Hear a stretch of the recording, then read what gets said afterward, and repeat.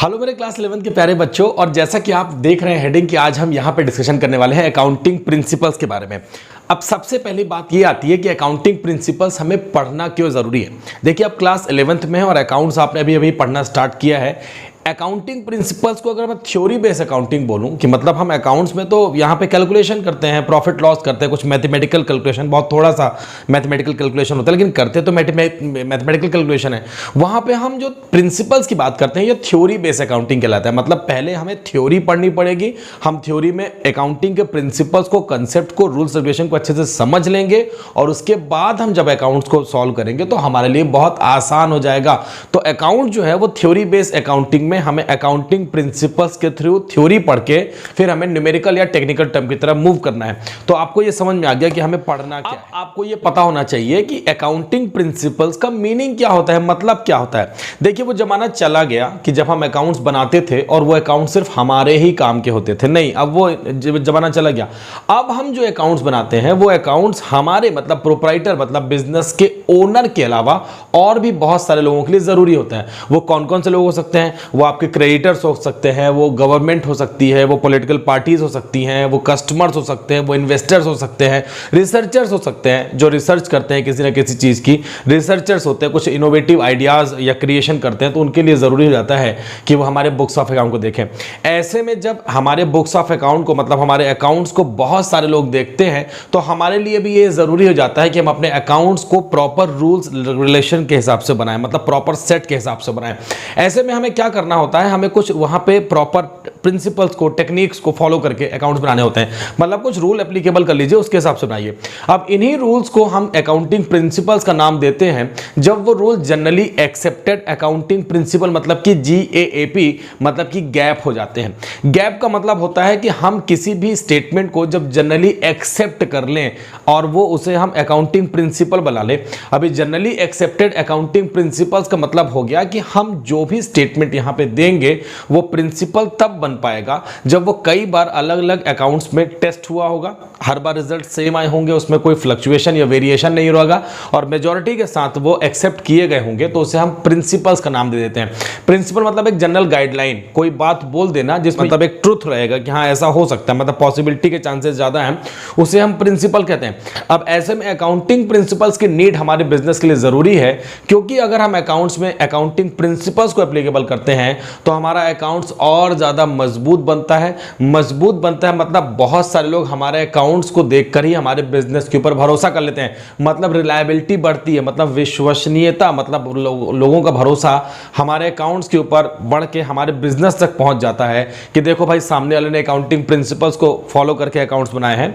तो definitely relevance बहुत है अकाउंटिंग प्रिंसिपल्स को एप्लीकेबल करने का। तो प्रिंसिपल्स जो होते हैं ये कॉमन एक्सपीरियंस होता है, मतलब बहुत सारे लोग, ऐसा नहीं कि लैब में टेस्ट करके बनाई गई चीज नहीं कि हमने लैब में टेस्ट किया, नहीं, क्योंकि यूनिवर्सल वैलिडिटी नहीं होती है, चेंज हो जाता है, टाइम के बेसिस पे चेंज कर सकते हैं हम।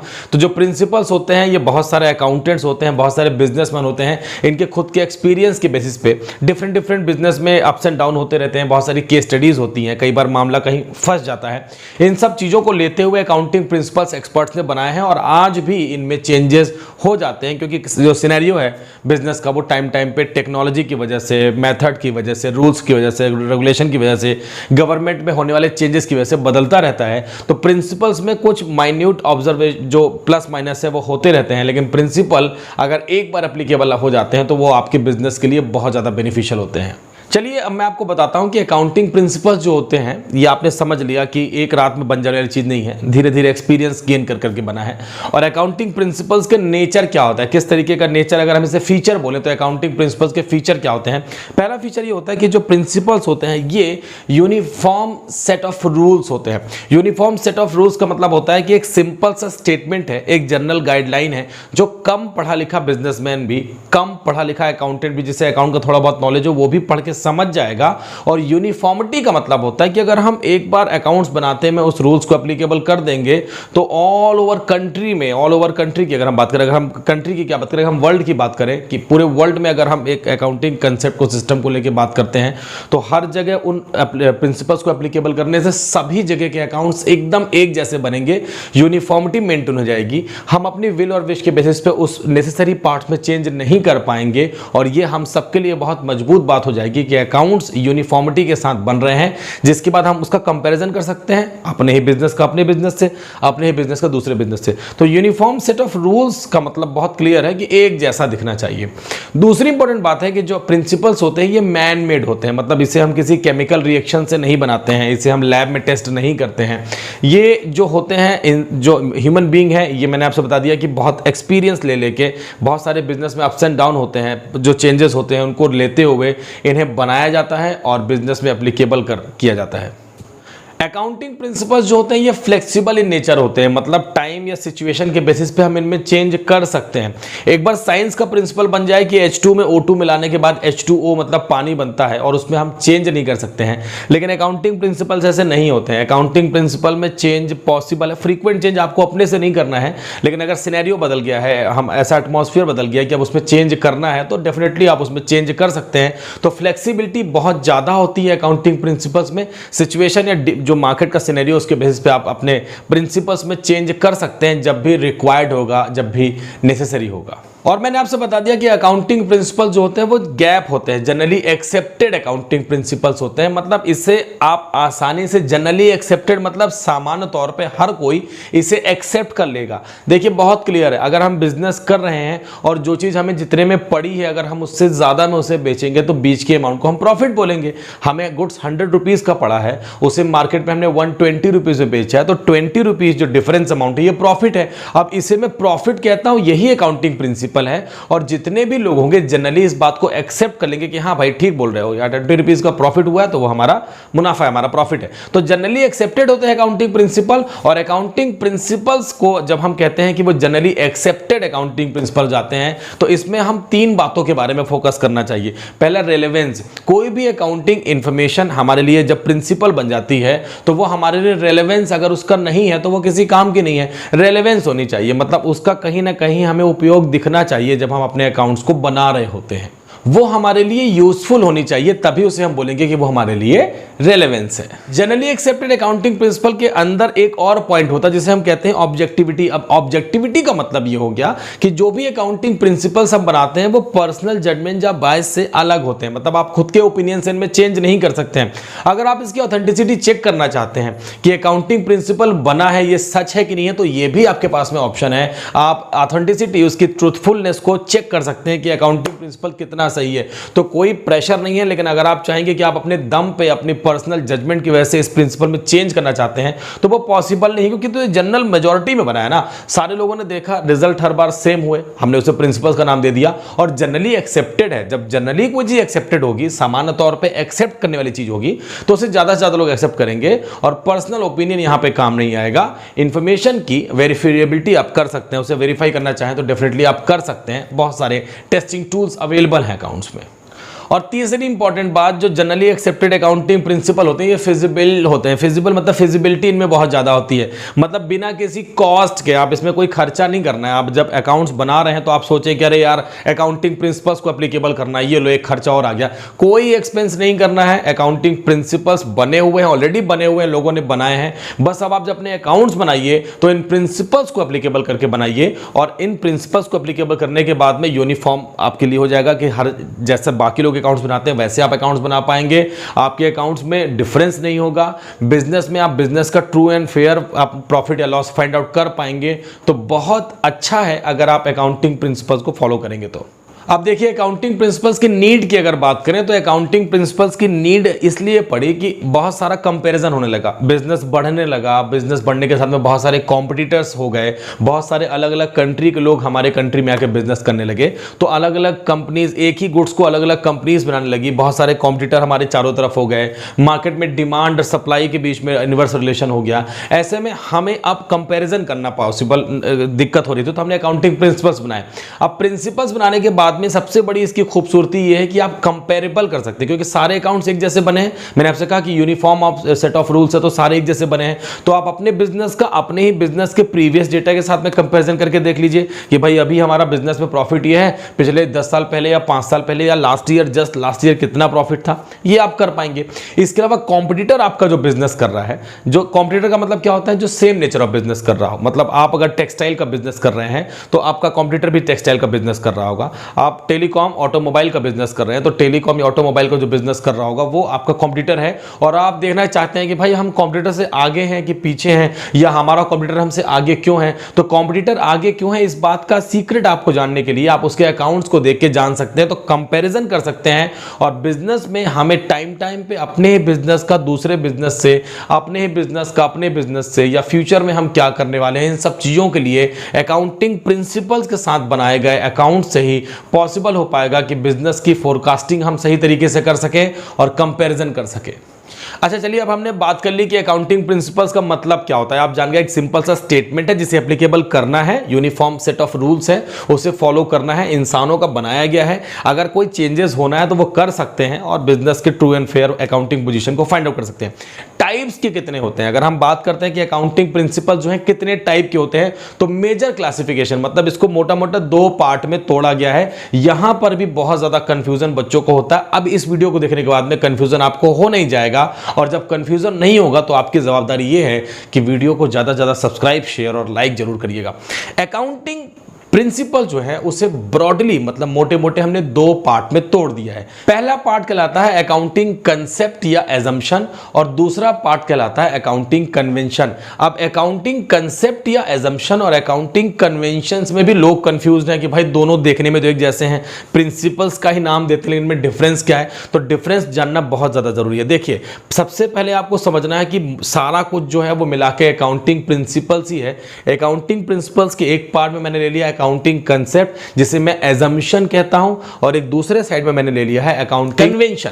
तो अकाउंटिंग एजम्पशन या अकाउंटिंग कंसेप्ट का मतलब होता है कि अकाउंटिंग एजम्पशन मतलब आपने कुछ चीजों को एज्यूम कर लिया है, मान लिया है, और आपको मानना ही पड़ेगा। लीगली ये कंपल्सन होता है कि जब आप अकाउंट्स बनाएं तो कुछ चीजों को आपके मान के ही बनाना होगा, आपके लिए कंपल्सन होता है, और ऐसा आप एज्यूम करके बनाएंगे कि नहीं, आपको वो मान ही लेना है, और इसे हम कंसेप्ट कहते हैं। अगर कंसेप्ट ही नहीं होगा किसी चीज को बनाने के पीछे का, तो उस कंसेप्ट के बिना कोई भी बनाई गई चीज का कोई रिलेवेंस नहीं है। तो अकाउंटिंग कंसेप्ट या अकाउंटिंग एजम्पशन जो है वो कंपलसरी है। जब भी आप अकाउंट्स बनाएंगे आपको उस अकाउंटिंग कंसेप्ट या एजम्पशन को आपको वहां पे एप्लीकेबल करना ही पड़ेगा।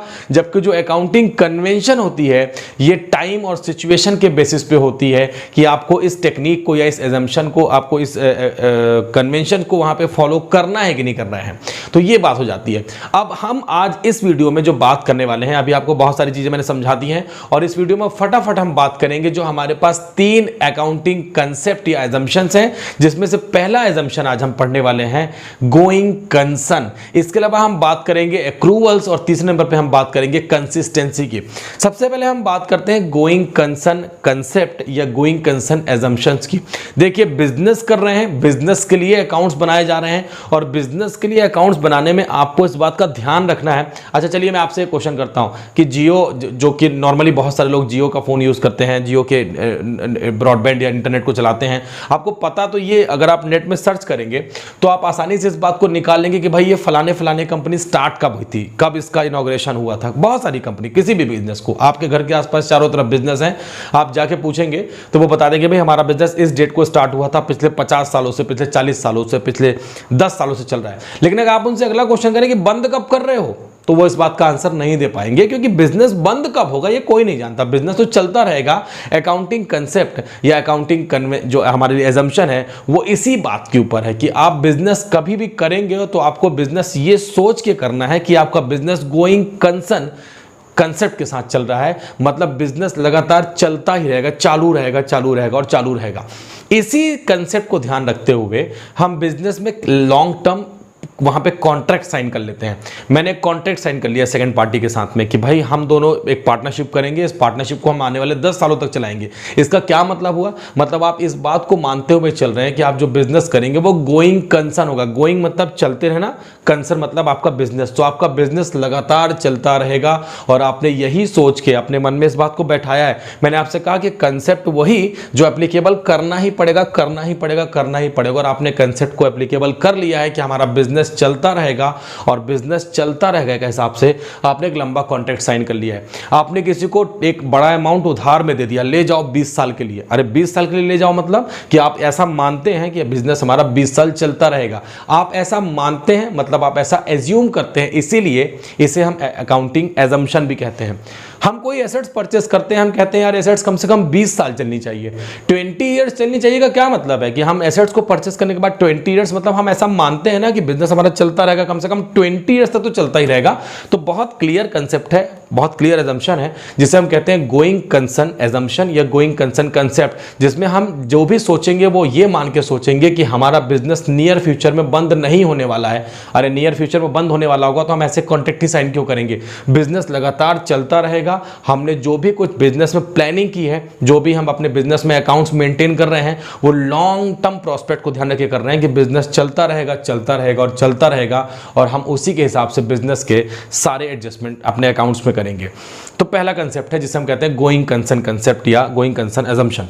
दूसरा है जिसे हम कहते हैं एक्रूवल्स। एक्रूवल्स का मतलब होता है हमें जो भी बुक्स ऑफ अकाउंट बनानी है, जो भी हम अकाउंट्स बनाएंगे उसमें डेफिनेटली लेन देन करेंगे। हमें किसी से पैसा लेना होगा, हमें किसी को पैसा देना होगा, या तो हमें प्रॉफिट होगा या तो हमें लॉस होगा, या तो हम गुड्स को परचेस करेंगे या हम गुड्स को सेल्स करेंगे। हमें कभी किसी चीज़ से ज़्यादा मुनाफा हो जाएगा तो कभी किसी चीज़ से लॉस हो जाएगा।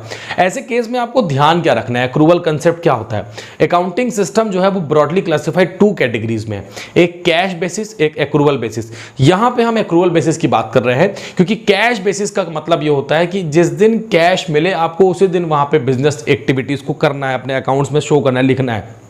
नहीं, एक्रूवल कंसेप्ट कहता है कि जिस दिन आपने कोई ट्रांजैक्शन की है, भले उसमें आपको कैश मिली हो और चाहे ना मिली हो, आपको उसी दिन में लिखना है। इसे और अगर अच्छे से समझें तो आपको समझना है कि एक बेसिक अकाउंटिंग पीरियड है। आप जो भी अकाउंट्स बनाते हैं ना, ऐसा नहीं कि आज से 10 साल पहले से लेकर 10 साल बाद तक का बना दिया।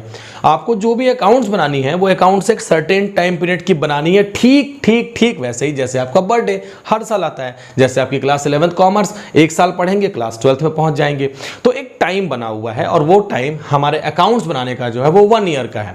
बेसिकली अगर हम कैलेंडर ईयर को फॉलो करते हैं तो वो जनवरी 1 से 31 दिसंबर का होता है। अगर हम फाइनेंशियल ईयर को फॉलो करते हैं तो वो 1 अप्रैल से 31 मार्च का होता है। तो 1 अप्रैल से 31 मार्च टोटल होते हैं 12 मंथ।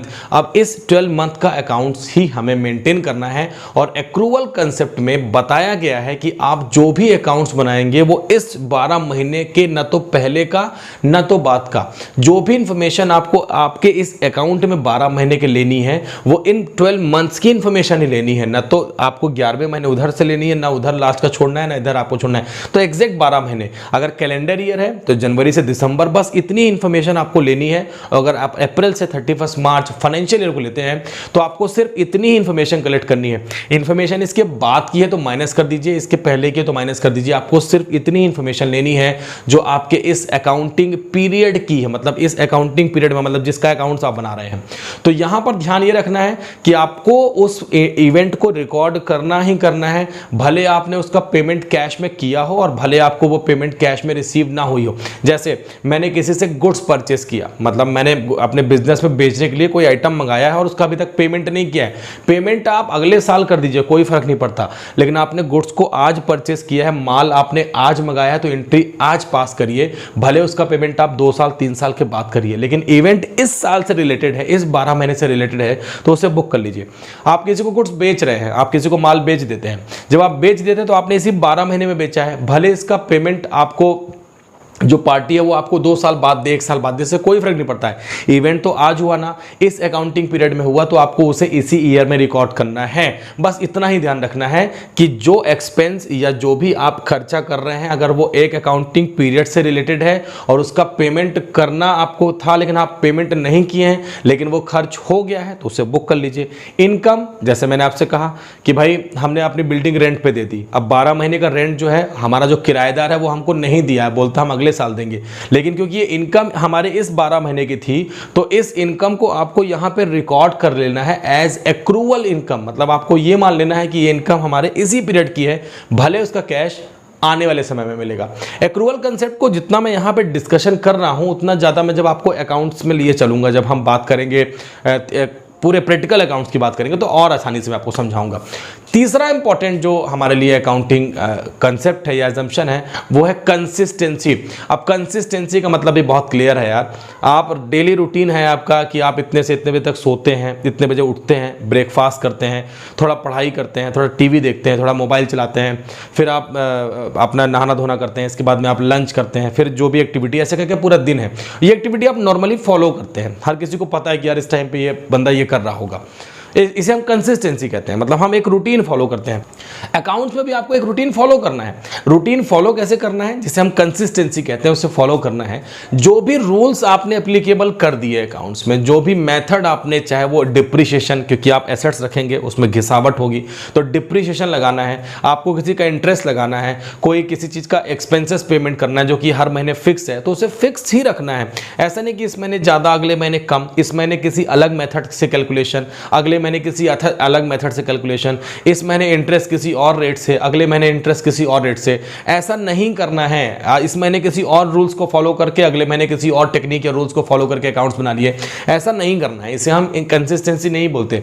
कंसिस्टेंसी का बहुत क्लियर मतलब है एक जैसा दिखना चाहिए। आपने जनवरी 1 से 31 मार्च दिसंबर या 1 अप्रैल से 31 मार्च के जो अकाउंट्स बनाए हैं, इनमें आपने अपने रूल्स रेगुलेशन में, मेथड में, रेट में, चार्जेस में फ्रीक्वेंट चेंजेस नहीं किए हैं और कंसिस्टेंसी मेंटेन की है, तो ये बहुत अच्छी बात है। कंसिस्टेंसी मेंटेन करनी है। नहीं करेंगे तो बिजनेस का ट्रू एंड फेयर जो व्यू है वो आप नहीं देख पाएंगे कि कितना प्रॉफिट हो रहा है बिजनेस में, कितना लॉस हो रहा है, नहीं देख पाएंगे, क्योंकि आप खुद ही वहां पे चेंज कर दिए हैं। चेंज नहीं करना है का मतलब ये भी नहीं है कि जब जरूरी हो तब चेंज नहीं करना। नहीं, जरूरी हो गया है, अब चेंज बहुत जरूरी है, क्योंकि देखिए मार्केट जो है बिजनेस कर रहे हैं वो टोटली बिजनेस एनवायरनमेंट के ऊपर बेस्ड है। कॉम्पिटिटर की पॉलिसी चेंज हो गई, कंज्यूमर ने टेस्ट प्रेफरेंस चेंज कर दिया, मार्केट में सप्लाई डिमांड चेंज हो गई, गवर्नमेंट ने पॉलिसी चेंज कर दी, हमारा जो गुड्स का प्रोडक्शन है वो महंगा हो गया, टेक्नोलॉजी महंगी हो गई। तो इन सब वजहों से आप चेंज करिए, जब ज़रूरी हो तब चेंज करिए, लेकिन जहाँ पे ज़रूरी ना हो तो वहाँ पे आप मेथड के कैलकुलेशन में चेंज मत करिए, इंटरेस्ट रेट में चेंज मत करिए, मतलब बहुत सारी चीज़ों में जो आप रेट सेट करते हैं उसे वैसा ही रहने दीजिए अगर ज़रूरी ना हो, और उसके साथ चलिए। ऐसा करने से आप बिजनेस का कंपेरिजन कर पाएंगे, प्रॉफिट ट्रू एंड फेयर निकाल पाएंगे और आपके लिए बहुत ज़्यादा ये फ़ायदेमंद होगा। तो ये बात आपको रखनी है ध्यान में कि आपको कैसे मेंटेन करना है बिना चेंजेस किए, जिसे हम कंसिस्टेंसी कहते हैं। फिलहाल इतना ही रखेंगे और नेक्स्ट वीडियो में हम अकाउंटिंग कन्वेंशंस के बारे में बात करेंगे। आई होप आपको ये सारी बातें समझ में आ गई हैं। मेरे साथ बने रहिए, चैनल को सब्सक्राइब जरूर करिएगा, मुझे बहुत अच्छा लगेगा। आप में से बहुत सारे लोग वीडियोस देखते हैं, कमेंट करते हैं, अच्छा लगता है, लेकिन सब्सक्राइब कम लोग करते हैं। सब्सक्राइब करिएगा। मैं आप लोगों के लिए अवस्थी क्लासेस में ऐसे ही इंटरेस्टिंग वीडियोज़ आपके लिए बिल्कुल बनाता रहूँगा, आपको फ़ायदा मिलता रहेगा, लेकिन तभी जब आप मेरे साथ चैनल को सब्सक्राइब करने में मेरी हेल्प करेंगे। नेक्स्ट वीडियो में फिर मिलूंगा। कंप्लीट करके रखिएगा, नोट्स बना के रखिएगा, पढ़ाई जोरों शोर से करिएगा। Bye bye.